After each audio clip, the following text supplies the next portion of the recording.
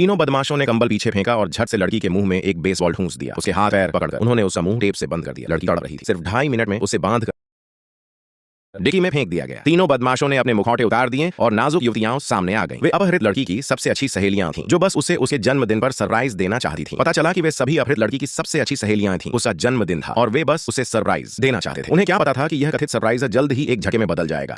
Car के पास की एक पार्किंग में पहुंचने के बाद उनमें से कई ने अपने कैमरे थाम लिए लड़की के प्रसन्न भाव को रिकॉर्ड करने के लिए। हालांकि जैसे ही डिक्की खुली, तीनों वहीं जम गए। उनके कैमरे टूट गए। घबराई हुई लड़की के गले में बेसबॉल फंस गया, जिससे वह तड़पने लगी और मर गई। नतीजा यह हुआ कि सहेलियां एक दूसरे को हैरानी से देखने लगी। गलती हो चुकी थी और वे उसे सुधारने का कोई रास्ता नहीं ढूंढ सकते थे। अगर वह लंबे समय तक कक्षा में अनुपस्थित रहती तो शिक्षिका लड़की के माता पिता से संपर्क करती और तब तक वे सच्चाई छिपा नहीं पाते। कुछ देर बातचीत के बाद समूह ने लड़की की मां पर मजाक करने का फैसला किया, यह दावा करते हुए कि वह बीमार थी और फिर लंबी छुट्टी पर चली गई। अगर वे बहुत लंबे समय तक कक्षा में अनुपस्थित रहते तो शिक्षिका निस्संदेह लड़की के माता पिता से संपर्क करती। तब तक सच्चाई का पता ही नहीं चलता। कुछ देर बातचीत के बाद समूह ने लड़की की मां पर मजाक करने का फैसला किया, यह दावा करते हुए कि वह बीमार थी और फिर लंबी छुट्टी पर चली गई। फिर बिना कुछ छिपाए वे स्कूल लौट आए। फिर अपने खाली समय का उपयोग करते हुए उन्होंने मिलकर शव को लड़की के बेडरूम में वापस पहुंचाया। फिर दस्ताने पहनकर उन्होंने घर में घुसपैठ जैसा दिखने के लिए इस दृश्य का मंचन किया। लड़की की दुखद हत्या कर दी गई थी, लेकिन सच्चाई छिपाई नहीं जा सकती थी और उन्हें जल्द ही अपने अपराधों की कीमत चुकानी पड़ेगी। उन्होंने मिलकर लाश को लड़की के बेडरूम में